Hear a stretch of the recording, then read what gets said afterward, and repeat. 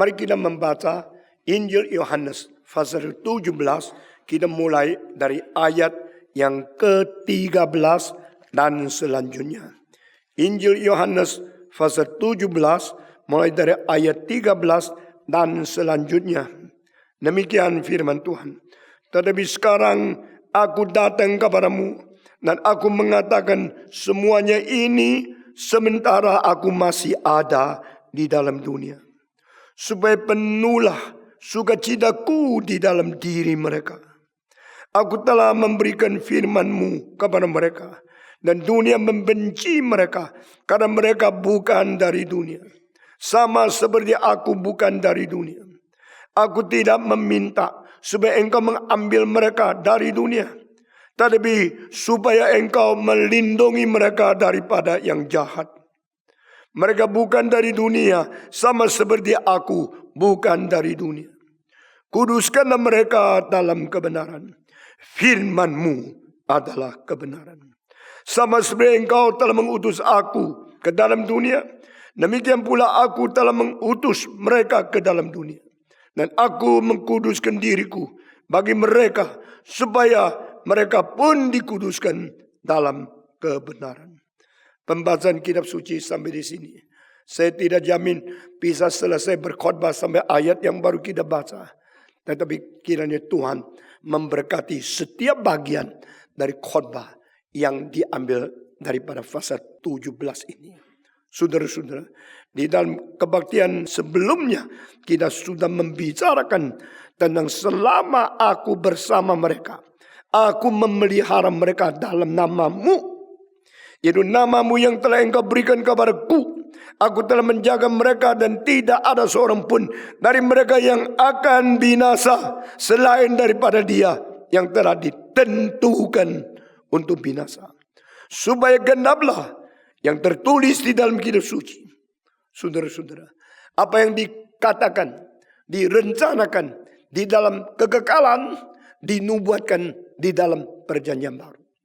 Apa yang direncanakan dan dinubuatkan di dalam perjanjian baru digenapkan di dalam perjanjian baru. Di dalam perjanjian lama ada nubuat, ada rencana yang tertulis.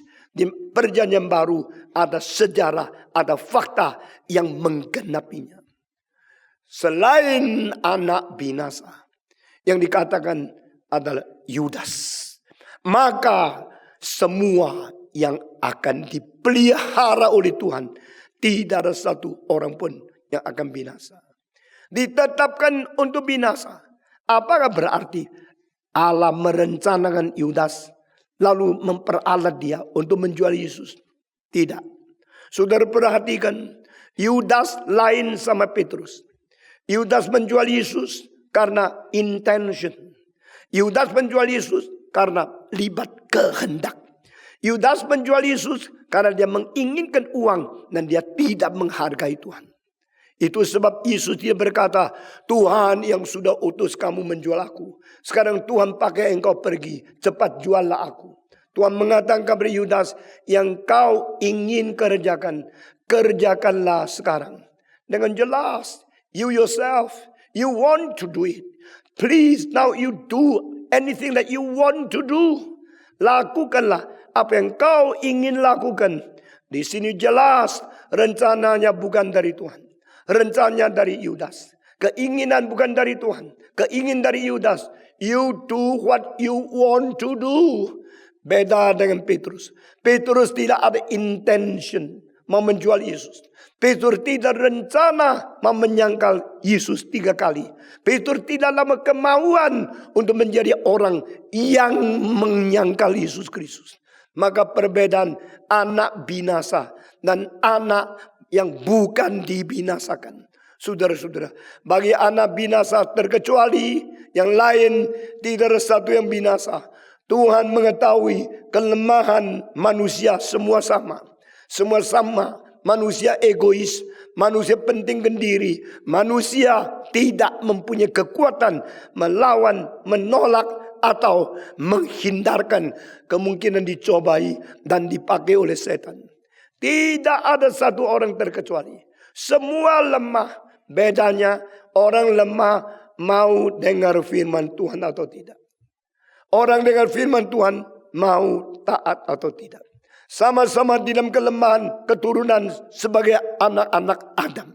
Sama-sama di kedagingan yang sulit menang. Bedanya keinginan engkau menjual Yesus atau keinginan engkau mau mengikut Yesus. Bedanya Yudas dan Petrus. Petrus mempunyai keinginan mencintai Yesus. Tapi keinginan tidak menjadi fakta rohani. Keinginan hanya berhenti di dalam ide dan satu imajinasi, tujuan diri yang tinggi. Saudara-saudara, jangan mempersamakan dirimu dengan ide-ide yang engkau ingin capai. What you want to achieve in your idea, in your goal is not identical with your true spirituality. Kelemahan kita adalah kalau kita pernah baca buku teologi, kita anggap kita hebat. Kalau kita pernah dengar khotbah yang tinggi-tinggi, kita kira kita sudah tinggi. Kita mempunyai ide yang sangat sempurna, kira kita sudah sempurna. Padahal itu hanya idemu, hanya imajinasi keinginan yang dicapai oleh kamu. Hanya sesuatu target yang belum pernah menjadi mutumu. Target, imajinasi, ide-ide, cita-cita yang tinggi tidak ada sanggup paut dengan realita rohani. Tapi justru 3 macam dosa yang muncul. Pertama, meninggikan diri, kira diri kita sama dengan target kita. You identify yourself with your imaginative target. Kita menjadi sombong, kita menganggap diri boleh, kita hebat. Kedua, kita dosa merebut kemuliaan Tuhan. That is me. I'm so high. I'm so ideal. I'm so perfect. So I need not God. I am so good. Kita mempersamakan diri dengan orang-orang rohani yang kena kita baca. Kita mensamakan diri dengan bobot orang-orang rasul, nabi yang kita mengetahui riwayat mereka. Dan kita kira apa yang mereka capai, apa yang mereka miliki adalah yang ada padaku. Bukan karena anugerah Tuhan. Kita merebut kemuliaan Tuhan. Ketiga, dengan target yang kita mempunyai, kita menjadi ukuran standar untuk mengkritik orang-orang suci yang lain. Ini tidak benar. Menurut saya, mestinya majelis begini. Mestinya pendeta begini. Apa ini? Engkau mengkritik orang berdasarkan apa? Berdasarkan targetmu.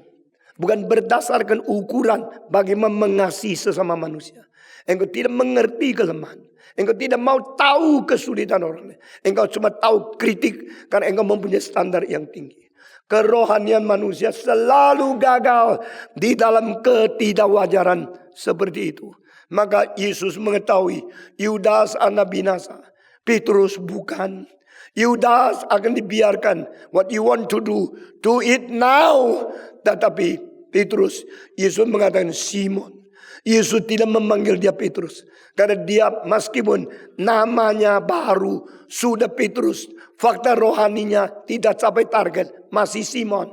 You should be called Peter, but I still call you Simon.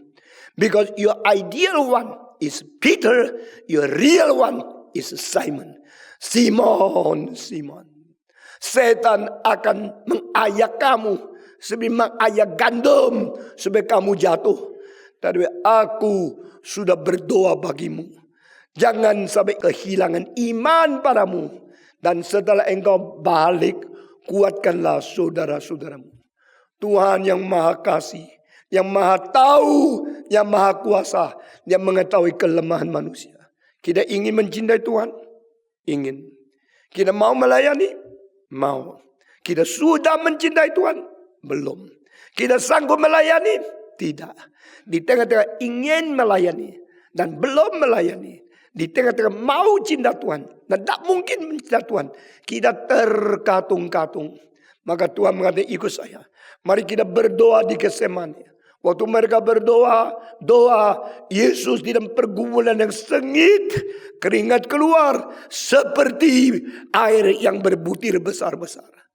Oh, Yesus menangis, berdoa, tercantum di dalam keempat Injil. Tapi muncul ayat di dalam pasal ke-5 buku Ibrani. Dia dengan tangisan suara keras berdoa minta Bapa, yang bisa melepaskan dia daripada kematian.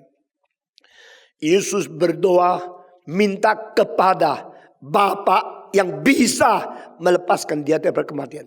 Tapi Yesus bukan berdoa minta dilepaskan dari kematian. Kalau Yesus minta dilepas dari kematian, berarti dia tidak bersedia mati. Justru dia datang ke dunia sengaja untuk bisa mati. Maka inkarnasi, berdaging dan darah. Karena orang yang tidak mempunyai tubuh tidak mungkin mati. Itu sebab pasal 2 dan pasal 5 tidak boleh dikontradiksikan. Pasal 2 mengatakan dia sengaja menjadi manusia yang berdaging dan darah untuk boleh mati supaya mengalahkan penguasa maut yaitu iblis. Pasal 5 mengatakan dia di dalam kedagingan pada tangis dengan suara yang keras minta kepada Allah yang bisa menyelamatkan dia, lepas dia dari kematian. Dan dia minta apa? Minta kalau boleh tidak usahlah cawan ini diminum oleh dia. Tetapi kalau itu kehendak Allah, dia tetap mau minum cawan itu. Cawan itu apa artinya? Kematian. Kalau engkau mengerti begini, teologimu terlalu dangkal.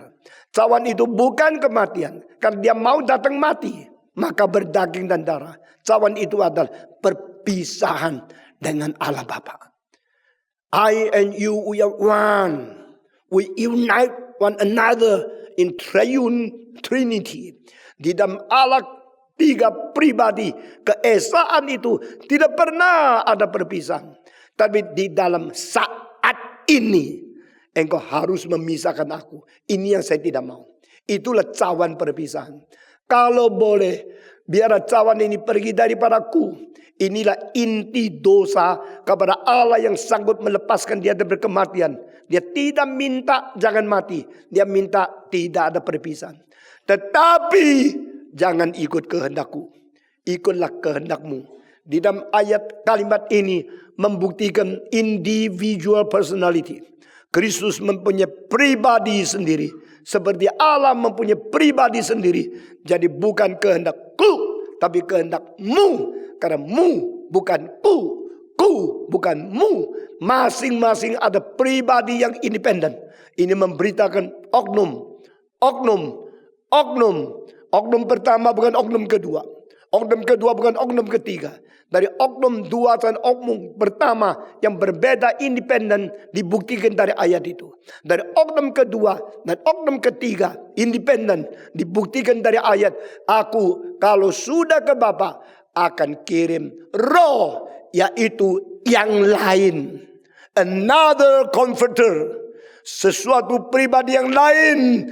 Ya Roh Kudus turun, masuk, diam di dalam hatimu. Menyertai engkau sampai selama-lamanya. Saudara-saudara, biar kita membentuk teologi kita dengan teliti, ketat. Dengan sempurna dan hati-hati. Menurut setiap ayat Alkitab. Yang tidak ada satu huruf salah.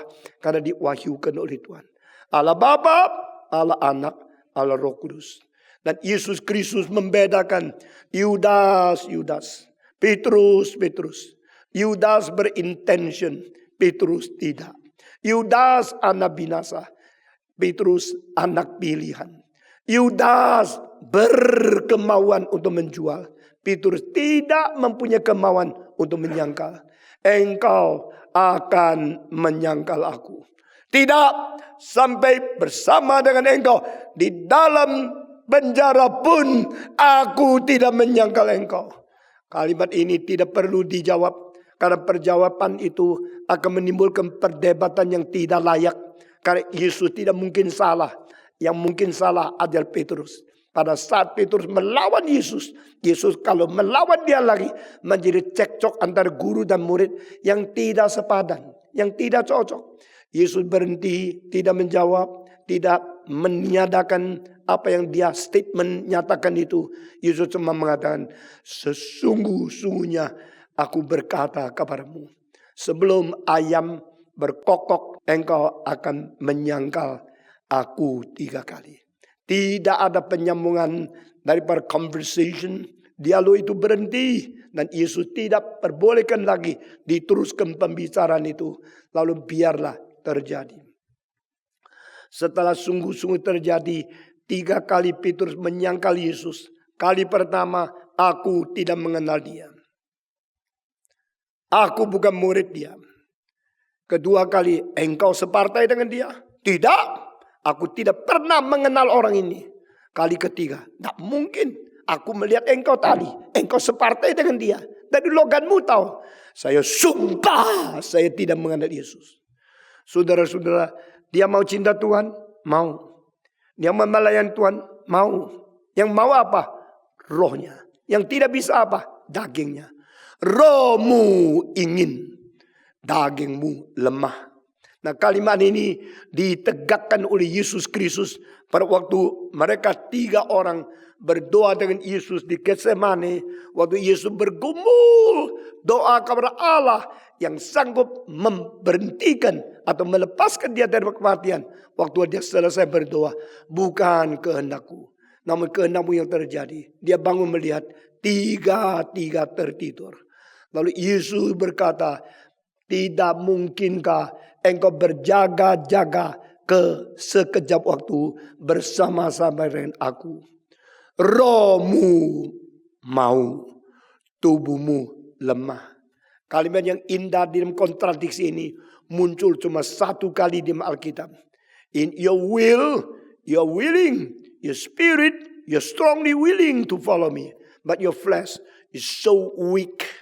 You have flesh, no power. You will follow me, but you cannot follow me. You want to love me, but you cannot love me.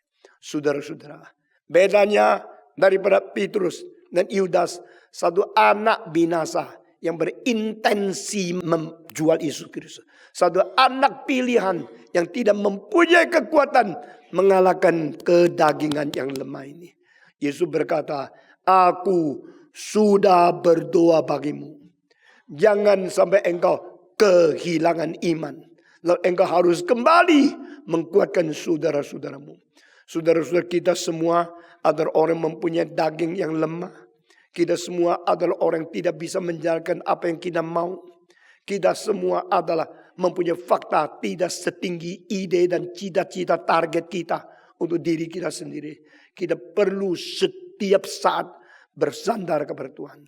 Dan Yesus mengatakan terus ini dengan kalimat, Tuhan, saya mau sukacitaku berada di dalam hati mereka, supaya mereka sukacitanya penuh. Oh, ini satu doa yang begitu indah. Tuhan tidak mau kita menjadi ikut Kristus yang penuh dengan sukacita.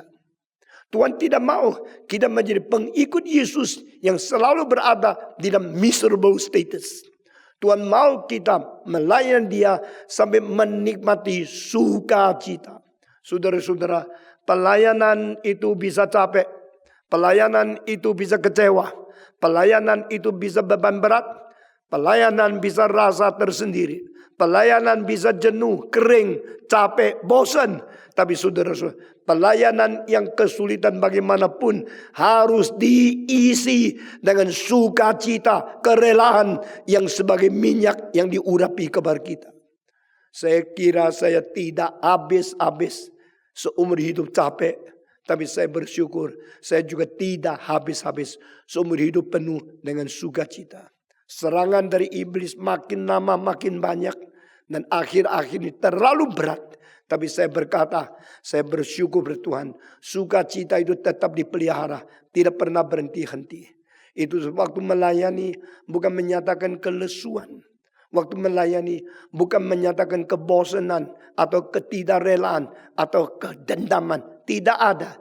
Penuh sukacita.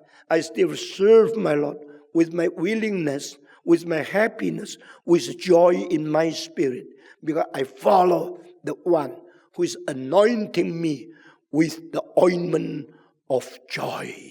Saudara-saudara, ini janji Alkitab mengurapi orang yang melayani dengan minyak sukacita.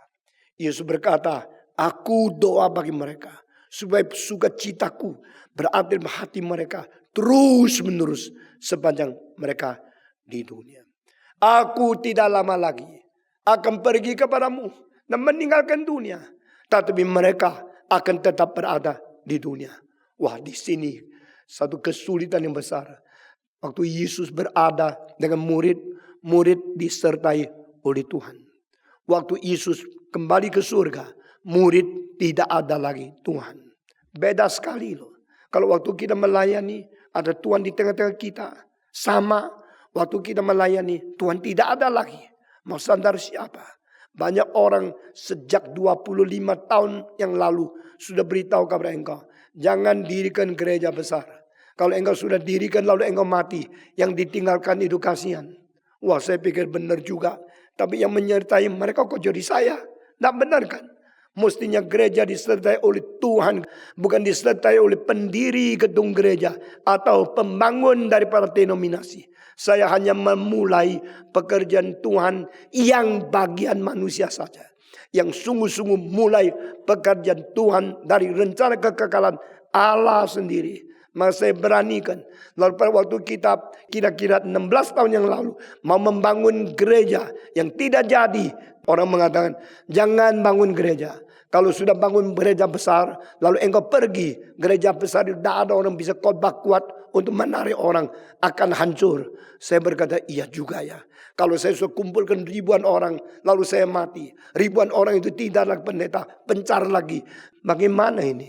Saya mulai bergumul, tapi saya mengatakan Tuhan, saya harus menurutkan. Siapa tahu di dalam berapa tahun engkau mengangkat orang mendadak yang muda sekali, tapi berkuasa. Saya pergi, dia meneruskan. Mengapa saya tidak boleh melayani dengan besar dan berhenti karena takut tidak penerus. Penerus ada di tanganmu. Yang melangsungkan sejarah bukan manusia, tapi Tuhan Allah.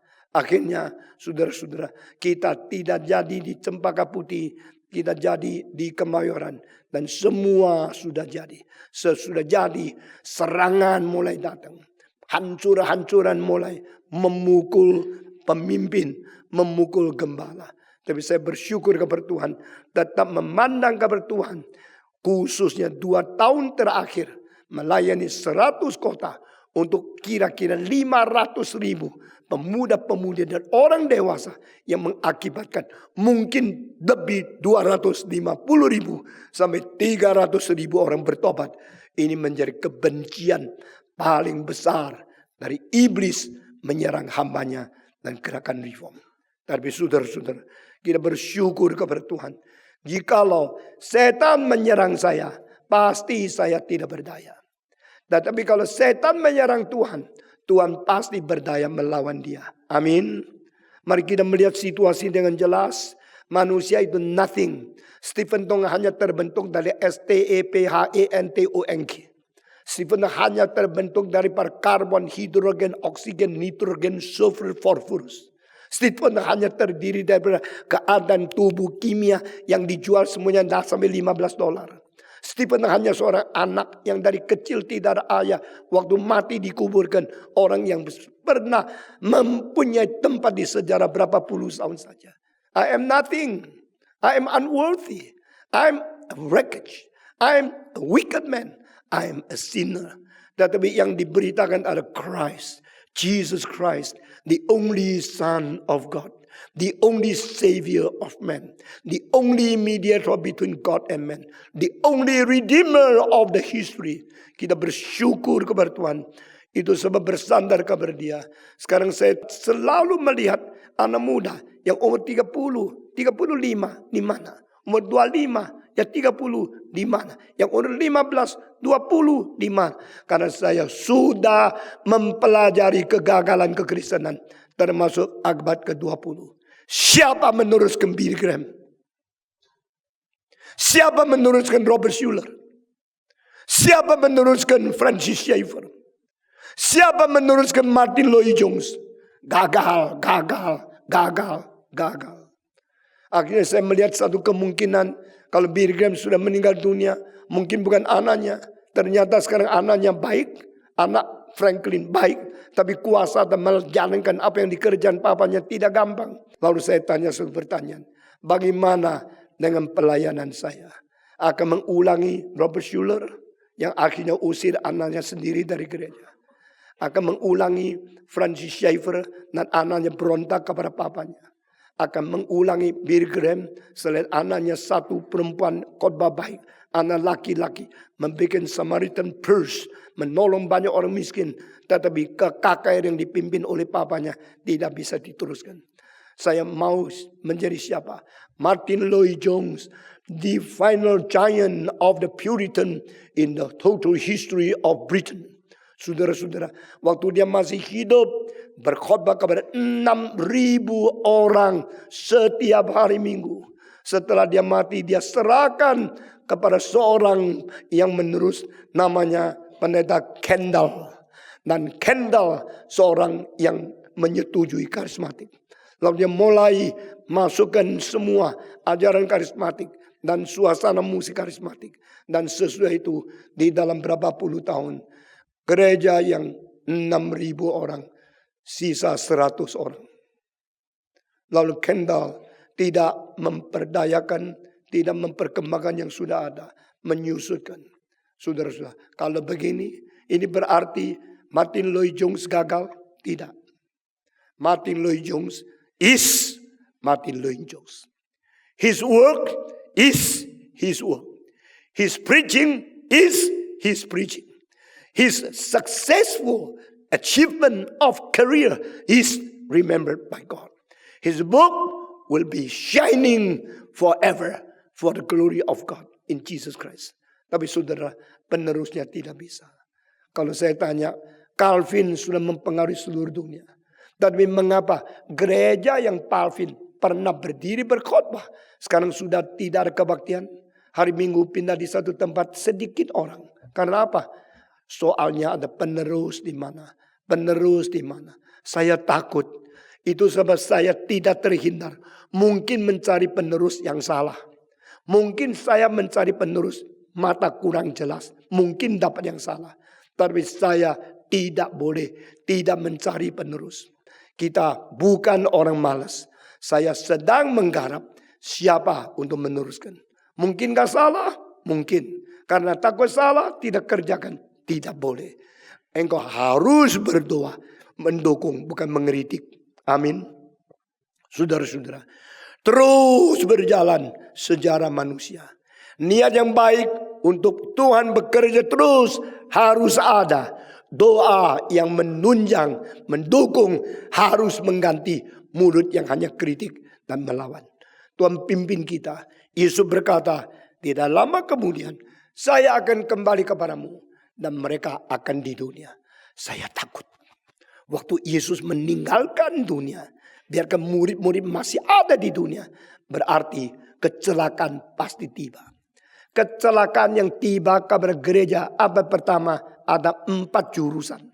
Pertama adalah rasa tersendiri, ketakutan, kurang iman yang ada di dalam intern. Ini menghantui kekristenan. Kedua, politik penganiayaan dari kerajaan Romawi. Ini menjadi ancaman kedua. Ketiga, orang Yahudi yang membasmikan orang Kristen, yang menghina, membenci pengikut Yesus orang Nazaret. Ini ketiga. Keempat, ajaran filsafat, bidat-bidat yang merusak iman, menggoncangkan doktrin. Ini 4. Dari 4 jurusan ini, gereja diancam, digoncangkan. Tapi Yesus berkata di sini, saya akan pergi kepadamu, ya Bapa. Mereka akan ditinggalkan di dunia, ya Bapa. Sebagaimana engkau mengirim aku mengirim mereka. Mereka ada di dunia, tapi saya tidak ada di dunia. Tetapi diam kalimat ini yang penting adalah siapa yang kirim. Bukan siapa yang berada di mana. Kamu di dunia, dia di surga. Engkau ditinggal tersendiri, dia tidak menyertai. Bukan itu. Yang penting adalah sebagaimana engkau mengirim aku juga mengirim engkau. Jadi di sini nothing to do with your loneliness. Something to do with who sent you. Dengar kalimat ini. Who sent you? The one who sent you will be the one who be responsible to his sending. Yang mengirim engkau adalah orang yang harus bertanggung jawab atas kiriman ini. Sebagaimana engkau mengutus aku juga mengutus mereka. Utusan Allah utusan apa? Kalau saya kasih satu pekerjaan rumah, what is the nature of God's sending? What is the measure? What is the message? What is the content? What is the principle of God's mission? Saudara, mission itu sebelum didirikan sudah diberikan promission. Mission will act according to the planning. And promission is something to promise you what will happen in the mission field. Istilah promise di dalam bahasa Latin pre-mission. Before the mission is done, before the reality will be actualized, there is a promise. I will be with you because I send you. In your trouble, I will involve and will be with you. I will send messenger to protect you. I will enable you to overcome your difficulties. That is called pre-mission, promise. Kita bersyukur kepada Tuhan. Tidak ada utusan yang tidak diberikan lebih dahulu. Itu janji dan penyertaan. Tidak ada janji yang tidak disusul dengan pengutusan. Pengutusan, perjanjian bersatu. The calling, the grace, and the promise is prior to the mission and the sending. Kita bersyukur kepada Tuhan. Allah yang mengutus, Allah yang menguatkan utusan. Allah yang mengutus adalah orang janji menyertai yang diutus. Dengan demikian kalimat ini penting. How you send me, Father, I also send them. Di sini bukan bicara tentang sendiri. Kalau sudah diutus, yang utus pergi. Saya bagaimana? Itu tidak usah dikhotbahkan. Yang dikhotbahkan, yang utus bagaimana menyertai Kristus yang diutus. Demikian Kristus menyertai orang Kristen yang diutus. How you send me, likewise I send them. You with me, also I will be with them. Nah, ini yang harus kita bicarakan. Kita bersyukur kepada Tuhan. Lalu Yesus menanya dan berdoa untuk orang-orang Kristen dengan satu konten. I do not ask you to deliver them from this world, but I ask you to deliver them from the evil one. Saudara-saudara, saya tidak minta lepaskan mereka dari dunia, tapi Tuhan Allah Bapa, saya mau engkau lepaskan daripada yang jahat di dunia itu. Nah, ini dua hal. Kalau ada kesulitan, cara terbaik melarikan diri dari kesulitan. Escape from your difficulty. Escape from your trouble. And no more trouble. You free. But that is not the way. Cara bukan singkirkan diri. Ada kesulitan, pergi. Ada kesulitan, lari. Ada kesulitan, mati. Saudara-saudara, orang pintar melihat kesulitan, lari. Orang pesimis melihat kesulitan, bunuh diri. Itu cara dua ya, untuk tidak kesulitan. Ada kesulitan, lari. Kalau ada keuntungan, maju. Itu kurang ajar. Saudara-saudara, lihat keuntungan, maju depan. Lihat kesulitan, lari ke belakang. Ini yang ditolak oleh Mr. Wang Mingtao, tokoh orang suci yang terkemuka, yang pernah dipenjarakan berapa puluh tahun oleh komunis. Di dalam etika orang Kristen yang matang, dia tulis, when you see the difficulty, go forward. And you being the prophet, you retreat yourself backward. Kalau ada keuntungan, engkau mesti mundur. Biar orang lain yang dapat berkat. Kalau ada bahaya, engkau terus maju bertempur dengan kesulitan. Itulah karakter Kristen yang dewasa. Itulah karakter Kristen yang matang. Saudara-saudara, Yesus berkata, aku tidak minta mereka diselamatkan dari dunia. Aku tidak minta engkau menghindarkan mereka dari dunia. Tapi aku minta engkau memberi kemenangan bagi mereka. Lepaskan mereka bukan dari dunia, tapi dari si jahat. Saudara-saudara, setiap kalimat tepat, sempurna secara mutlak. Tidak ada satu huruf Tidak ada satu suku kata, tidak ada satu kalimat keluar dari mulut Yesus Kristus yang bukan standar tertinggi. Dia ada Tuhan, dia ada kebenaran, dia ada guru, dia ada teladan. Anything spoken from his mouth, anything shown in his life is highest standard and also highest model and example for the saints all through all ages. Kita bersyukur kepada Tuhan. Yesus menjadi teladan. Dia kesulitan tidak lari. Waktu orang mau menangkap dia, dia mengatakan, jikalau engkau mau tangkap saya, biarlah orang-orang ini pergi. Maksudnya, kalau mati, saya sendiri. Jangan yang ikut saya harus ikut mati. Biar aku yang betapa kecelakaan, bukan bawahanku. Saudara-saudara, peperangan zaman dulu, jenderal di depan, prajurit hore-hore di belakang. Seperti Goliat, lalu hore-hore banyak. Goliat jatuh, hore-hore jadi hura-hara, pulang semua. Kalau pemimpin sudah jatuh rebah, semua lari. Sekarang jenderal di belakang, prajurit hore-hore mati di depan. Kalau sudah mati dia lari ke belakang. Peperangan modern ini hanya bikin saya kagum dahsyatnya senjata. Bukan contoh daripada jenderalnya. Saya terus terang, saya lebih appreciate etika peperangan zaman kuno. Yang berani di depan itu pemimpin yang mau mati. Biar yang lain ikut dia. Yesus Kristus bukan mempunyai strategi seperti jenderal sekarang. Yesus Kristus menjadi contoh. Waktu kesulitan dia di depan. Waktu ada bahagia, dia serahkan orang lain. Jikalau engkau mau tangkap aku, maka biarlah orang-orang saya ini pergi. Saya membaca ayat itu sangat terharu. Saudara mungkin tidak pernah mengetahui, dan saya kira tidak mungkin mengetahui cara saya baca kitab suci. Engkau tidak pernah mengetahui cara saya menggali firman Tuhan. Saya terus terang, saya bukan seorang pendeta yang banyak baca buku komentari. Saya punya buku komentari yang banyak, tapi saya membiasakan diri langsung baca teks asli, langsung mempergunakan imajinasi, bandingan, dan renungan yang mendalam untuk menggali first hand from my original thinking. What is hidden beyond the passage we read? Lalu dari situ saya membiarkan apa yang dikhotbahkan oleh saudara, tidak ada satu yang ambil dari buku. Semua khotbah yang saya sampaikan adalah sesuatu hasil renungan saya secara pribadi yang langsung baca kitab suci. Itu sebab saya tidak takut engkau beli buku komentari berapa puluh biji, berapa banyak, engkau tidak menemukan yang saya khotbahkan sama dengan mereka.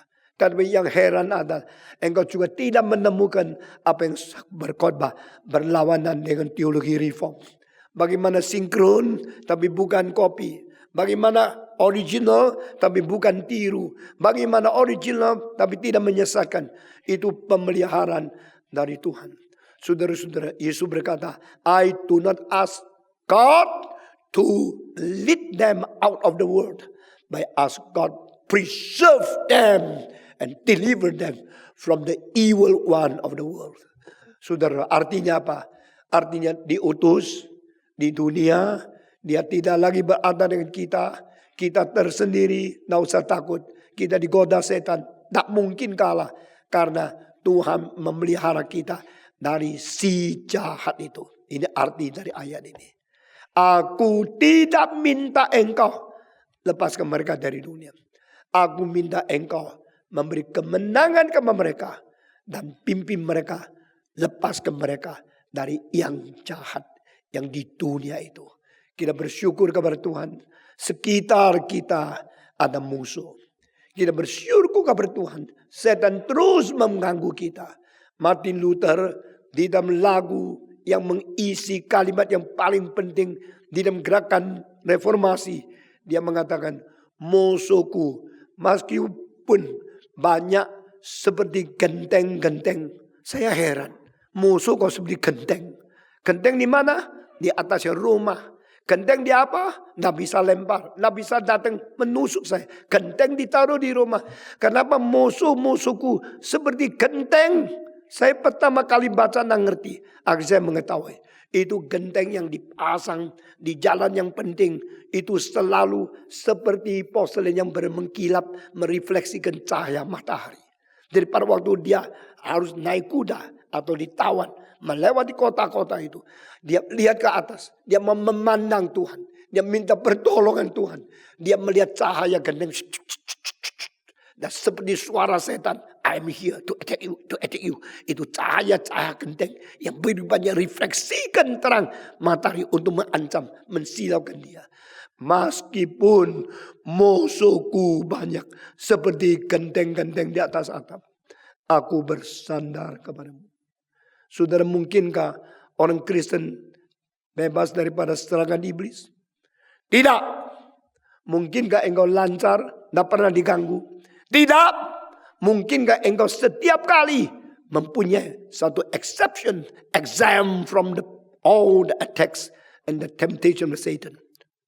No possibility. Ancaman ada, bahaya keliling, musuh terus mengincar, menyerang engkau, pakai kelemahanmu engkau menjatuhkan engkau. Tapi satu-satunya kemenangan kita karena Tuhan yang mengutus sudah menjanji, aku mengutus dan aku menyertai. Aku tidak membiarkan engkau jatuh di tangan si jahat. Amin. Sebagaimana engkau mengutus aku juga mengutus mereka ke dalam dunia. Di dalam lagi aku tidak di dalam dunia, tapi mereka berada di dalam dunia. Namun demikian Bapa, aku utus mereka. Aku akan menyertai mereka. Tolong jangan melepaskan mereka dari dunia. Lepaskan mereka dari si jahat itu. Kita hari ini cuma bisa berkhotbah sampai di sini saja. Meskipun sudah baca banyak ayat, kita meneruskan. Mari kita berdoa. Bapa di surga, kami berterima kasih untuk rencana penebusan dan untuk kiriman utusan Tuhan. Sehingga kami boleh menjadi wakil surga di dunia. Menjadi hamba utusan Kristus di dalam masyarakat. Kami berdoa kiranya Tuhan beri pengertian kepada kami melalui setiap ayat yang tercantum di dalam doa Yesus kepada Allah Bapa. Apa yang sudah menjadi suara yang kami dengar berhenti sementara, tapi suara Roh Kudus tidak berhenti, terus berkata-kata di dalam hati kami sampai kehendak Tuhan jadi. Dengar doa kami Tuhan. Dalam nama Yesus Kristus, penebus dan juru selamat kami yang hidup, kami berdoa. Amin.